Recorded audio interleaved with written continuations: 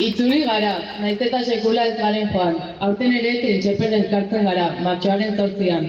Antolatu gara, sareak josi, herri eta auzoetako lanetara itzuli eta gaur hemen gaude berriro ere. Denon bizitzak erdigunera, zaintza berautzea eta denara aldatzea lelopean izan da.